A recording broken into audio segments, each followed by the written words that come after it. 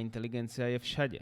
Od hlasových asistentov cez autonómne autá až po robotov, ktorí dokážu vytvárať texty, obrázky či dokonca riadiť firmy. Je to revolúcia, ale je aj bezpečná? Môže AI predstavovať hrozbu pre ľudstvo? Dnes sa na to pozrieme. Umelá inteligencia je schopnosť strojov učiť sa, analyzovať dáta a robiť rozhodnutia. Napodobňuje ľudskú inteligenciu, ale funguje na základe algoritmov a obrovského množstva údajov. AI môže zachraňovať životy, pomáhať lekárom pri diagnostike chorôb, riadi autonómne vozidlá a optimalizuje výrobu.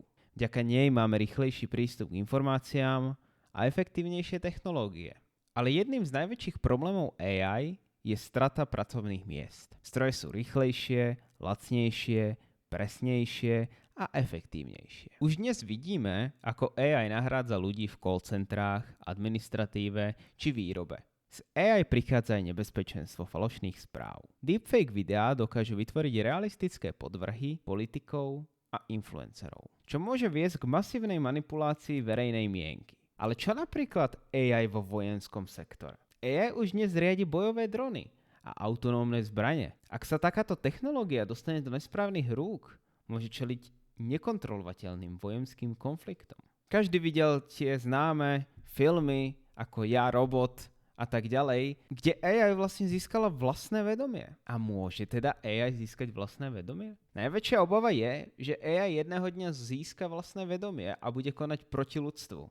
Zatiaľ je to len sci-fi, ale vývoj ide rýchlo dopredu. Aj keď sa veľa hovorí o nebezpečenstve umelej inteligencie, treba si uvedomiť, že AI je prísne kontrolovaná. Vývojári a vedci zavádzajú bezpečnostné mechanizmy, ktoré zabraňujú AI konať mimo stanovených pravidiel. Každý veľký AI model je obmedzený etickými smernicami a dohľadom expertov, aby sa predišlo zneužitiu alebo nekontrolovanému vývoju. Zatiaľ teda nemáme dôvod na obavy z toho, že by AI začala konať na vlastnú päsť. Môžeme povedať teda, že AI neprežívajú emócie ani nemajú skutočné myšlienky, ale čo keď sa toto AI vlastne naučí?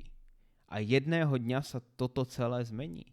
Ak AI dokáže generovať ľudsky vyzerajúce texty a správať sa ako by chápala, ako môžeme určiť, kedy už nie je len simuláciou inteligencie, ale skutočne ju dosahuje?